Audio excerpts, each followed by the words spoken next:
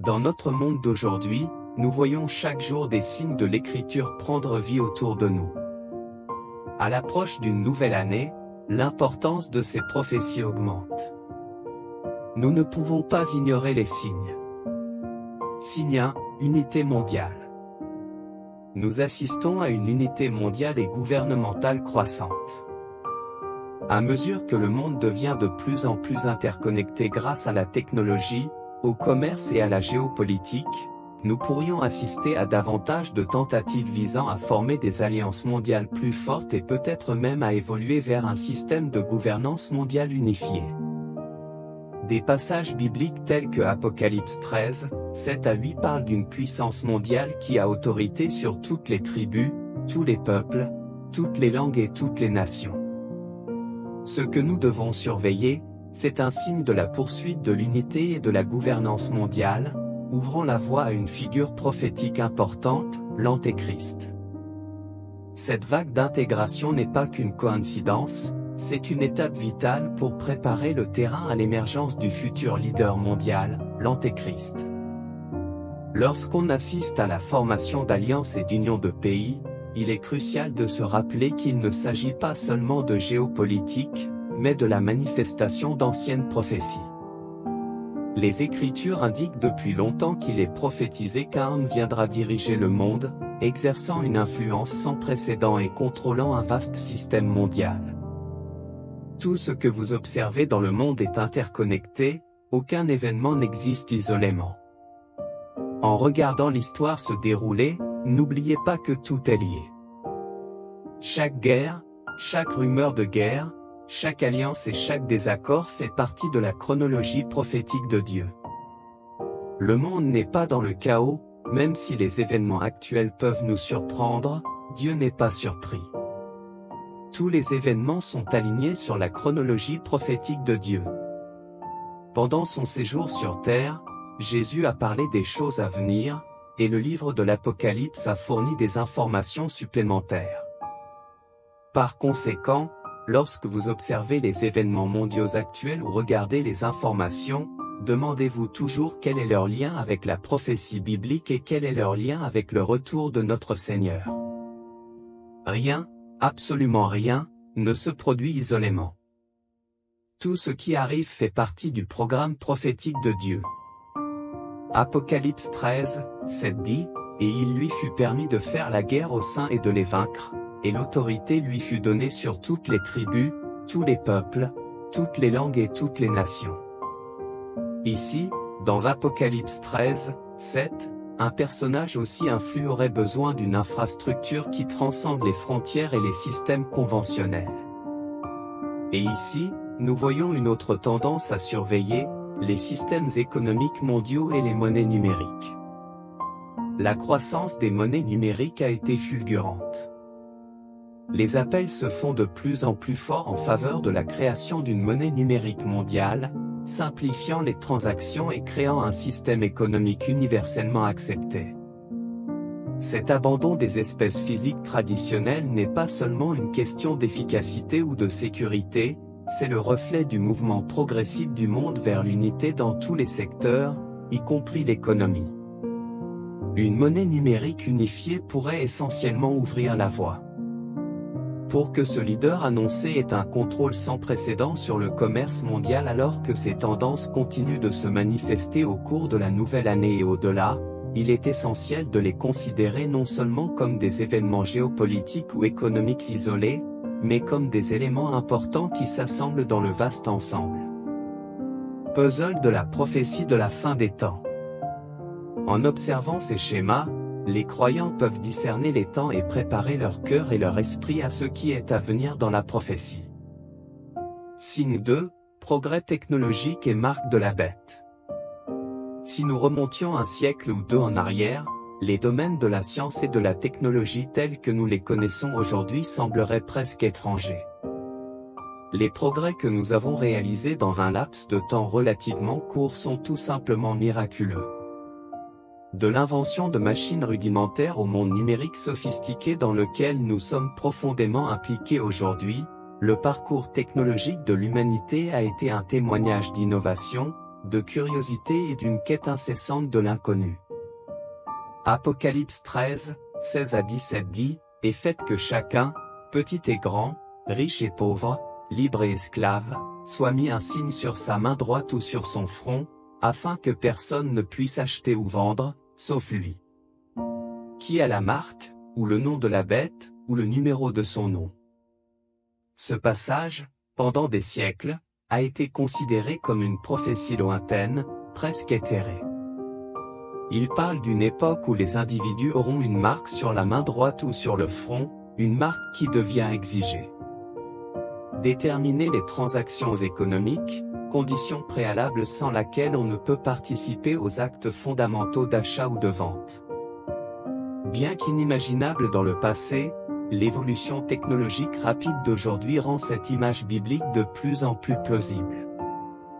On ne peut ignorer le rythme impressionnant auquel la technologie progresse. Des tâches et des innovations qui prenaient auparavant des décennies, voire des siècles, pour se concrétiser, sont désormais accomplies en des années, voire des mois. Nous vivons à une époque où les rêves d'antan deviennent les réalités d'aujourd'hui. Les impossibilités du passé, comme un système mondial surveillant chaque transaction que vous effectuez, sont devenues des possibilités. Un tel niveau de surveillance était impensable et techniquement invraisemblable il y a 200 ans, mais c'est aujourd'hui une réalité. L'infrastructure nécessaire pour réaliser le niveau de pouvoir, de contrôle et de surveillance dont l'Antéchrist a besoin pour Apocalypse 13, 16 à 17 est déjà en place. En cette nouvelle année, attendez-vous à ce que cette tendance persiste. Lorsque j'ai récemment accédé à l'application de ma voiture, j'ai été surpris de constater qu'elle avait suivi tous les voyages que j'avais effectués au cours des 3 dernières années, la durée de chaque voyage, l'endroit où je m'arrêtais et la durée de chaque arrêt. Cette expérience a mis en évidence pour moi l'ampleur de la surveillance à laquelle nous sommes actuellement soumis. L'infrastructure même que l'Antéchrist exploitera pour dominer le monde est en train de s'établir tout autour de nous. Compte tenu du rythme des progrès technologiques, nous pouvons nous attendre à nous rapprocher de plus en plus. Et toujours plus proche de la réalité décrite dans Apocalypse 13. Au fil des années, divers érudits et théologiens ont fait des calculs imaginatifs pour identifier l'Antéchrist à travers son nombre 666. Cependant, je dois avouer que personne ne connaît vraiment la signification de ce nombre et de ce nom. Cependant, les croyants sur Terre à cette époque le comprendront sans aucun doute clairement. Dans la grande chronologie des prophéties bibliques et de la technologie, alors que les progrès de la biotechnologie, de la finance numérique et de la surveillance individuelle s'entremêlent, un modèle émerge. Un modèle qui s'aligne de manière effrayante sur la prophétie de la marque de la bête. Alors que nous naviguons dans cette ère technologiquement avancée, il est crucial d'observer, de réfléchir et de discerner. Signe 3, le départ de la vraie foi. L'alerte pour la nouvelle année. Ces derniers temps, nous avons été témoins de tremblements dans les fondements même de la foi qui soutient le christianisme. Les paroles poignantes de Paul dans 2 Thessaloniciens 2, 3, mettant en garde contre l'abandon ou l'apostasie, s'avèrent plus pertinentes aujourd'hui que jamais. Le terme « apostasie », dérivé du mot grec « apostasie », porte un sens profond qui inclut le départ, la désertion, la révolte. Dans 2 Thessaloniciens 2, 3, il ne s'agit pas simplement d'un simple refus, mais plutôt d'un grand nombre de personnes qui se retournent contre Dieu. Il ne s'agit pas seulement de quelques individus ou d'une minorité, c'est une rébellion mondiale sans précédent contre Dieu. Nous ne voyons pas cela à notre époque. Je n'ai jamais été témoin d'une chose pareille de ma vie. Le monde a subi des changements importants. J'ai observé un changement moral aux proportions bibliques. Le monde semble détester ce qui est saint et juste, tout en embrassant le péché et l'impiété. Il existe aujourd'hui des églises qui permettent ouvertement aux pasteurs de vivre dans le péché, qui célèbre et glorifie l'injustice. D'ici l'année prochaine, vous assisterez davantage à ce grand départ dans plusieurs pays. Il y a un nombre croissant de rétrogrades dans les églises. La ferveur que beaucoup avaient pour le Seigneur diminuait. L'amour de beaucoup pour le Seigneur s'est refroidi. L'Église a infiltré le monde et le monde a infiltré l'Église. Permettez-moi de répéter cette déclaration, car c'est une déclaration profonde et vraie, l'Église a infiltré le monde et le monde a infiltré l'Église. En tant que croyant, il est de votre devoir de vous assurer que vous n'êtes pas conformé à ce monde. En tant que croyant, il est essentiel de veiller à ne pas être influencé par les courants du monde. Le monde essaiera de vous façonner selon ses croyances et ses idéologies, mais vos croyances doivent être alignées sur la parole de Dieu, la Bible. Ce monde essaiera de vous faire accepter des choses que Dieu n'approuve pas. Il ne promeut pas une vie sainte et juste, mais approuve plutôt une doctrine d'hédonisme. Le monde vous pousse vers une satisfaction immédiate et des plaisirs éphémères. La religion de ce monde est celle de la chair, celle de l'indulgence charnelle. Cela peut vous donner le sentiment que vous avez le droit de pécher, de donner la priorité à vos intérêts personnels par rapport aux autres ou de vous livrer continuellement au péché parce que cela vous procure du plaisir. Mais rappelez-vous que de telles influences vous éloigneront des enseignements de Dieu. Il existe une tendance inquiétante qui émerge du monde et s'infiltre dans l'Église, selon laquelle les gens déclarent « Je suis chrétien, mais je ne suis pas la Bible ». Cette affirmation est contradictoire. C'est comme dire « Je suis végétarien, mais je mange du poulet et de la viande ». De telles idées selon lesquelles le monde s'infiltre dans l'Église sont troublantes. Vous ne pouvez pas être chrétien et ignorer la Bible. Nous sommes témoins d'un écart significatif par rapport à la foi juste devant nous. Il est essentiel de reconnaître que beaucoup ont déjà été induits en erreur et que beaucoup d'autres sont au bord du gouffre. Votre dévotion à Dieu doit être intentionnelle. Votre décision de suivre Jésus doit être délibérée. Vous devez choisir consciemment de suivre le chemin étroit, car rares sont ceux qui le trouvent.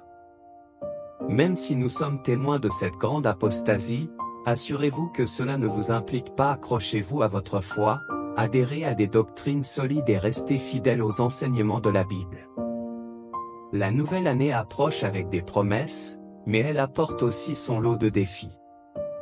La responsabilité de l'Église n'est pas seulement de se protéger contre l'apostasie, mais aussi de promouvoir activement la saine doctrine, en veillant à ce que la foi une fois transmise aux saints reste intacte et non diluée.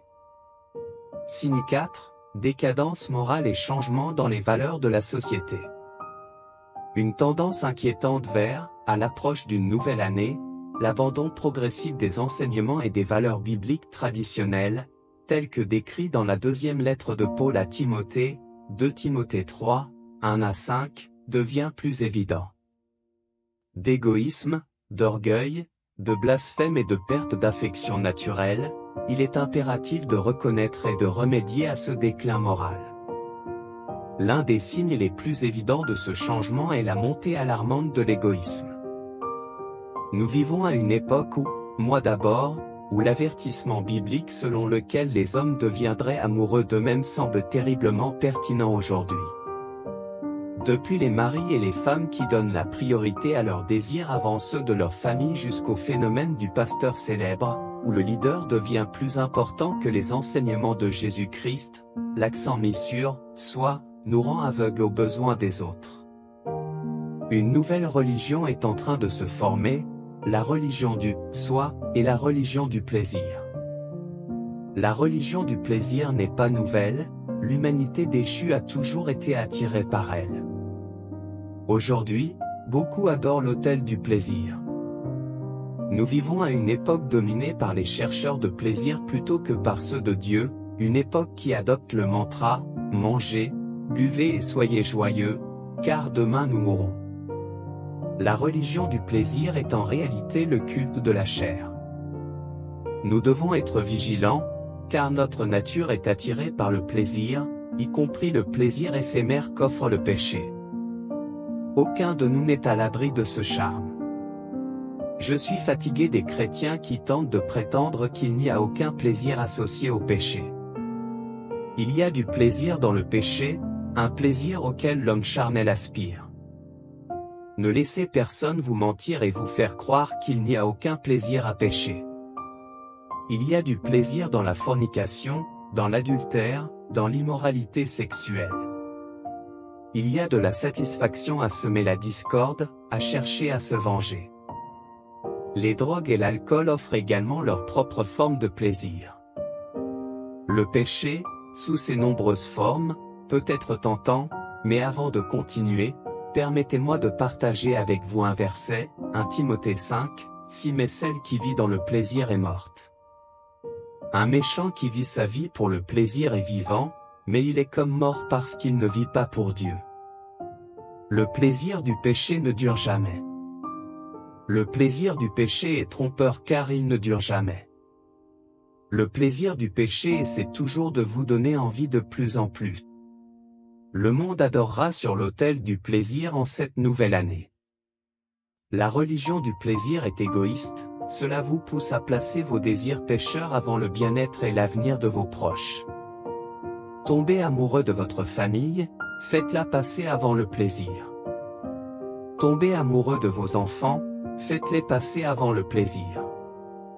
Pensez à la manière dont votre péché peut détruire votre famille, à la manière dont votre péché peut provoquer la division au sein de votre famille. Le plaisir peut vous éloigner de vos responsabilités, de vos devoirs de mari ou de femme. Tombez amoureux de votre mari ou de votre femme, de vos enfants, ils valent plus que le plaisir du péché. Le plaisir du péché est trompeur, il vous fera croire que vous pouvez vivre une double vie. Vous ne pouvez pas. Vous ne pouvez vraiment pas. Quel plaisir secret ressentez-vous et que votre mari, votre femme ou votre famille ignore? Il va vous détruire.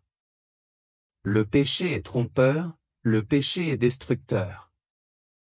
Nombre 32, 23, soyez sûr que votre péché vous découvrira. En conclusion, à mesure que nous progressons, la nécessité d'être vigilant n'a jamais été aussi grande. Alors que nous sommes à l'aube d'une nouvelle année, les tendances à l'unité mondiale, au progrès technologique, à l'apostasie et au déclin moral sont plus que de simples observations. Ils servent de signes d'avertissement, nous incitant à réfléchir, à discerner et à agir selon nos convictions. Même si le monde tend vers un nouvel ordre, les croyants doivent trouver de la force dans leur foi et dans les Écritures. Nous devons rester fermes, entretenir notre relation avec Dieu et renforcer les fondements de nos croyances.